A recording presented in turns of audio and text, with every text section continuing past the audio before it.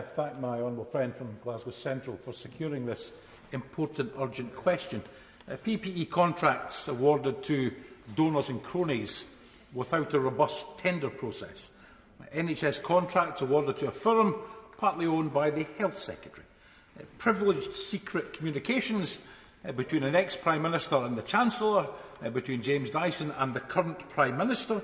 I could add a Tory fondness for oligarchs and the allegation of Tory donors funding the Prime Minister's home improvements.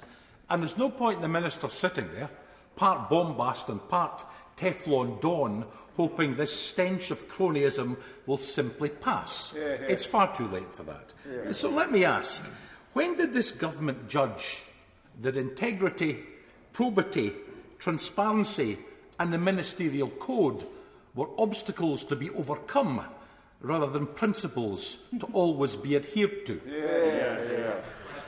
Well, the right honourable gentleman is always a skilled and gifted rhetorician. But as I pointed out in response to his colleague when she raised this urgent question, if you look at PPE, the processes by which PPE have been procured by this government have been independently validated and assured by officials, an 8-step process in order to ensure that contracts were only awarded to those who could provide the right equipment. And there's no variance in the approach that this government took to the approach that the Scottish Government or the Welsh Government took in the procurement of PPE. He talks about a Tory fondness for oligarchs and he makes reference to text messages and so on.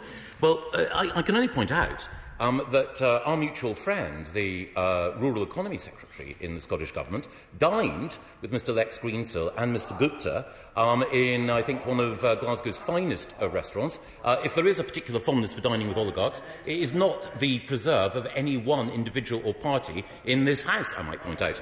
And as for suggesting that the Ministerial Code is something to be got round or overlooked, and suggesting that propriety might be something that needs to be looked at, I would simply refer him to the report of the Independent Committee of the Scottish Parliament into the investigation into the former First Minister.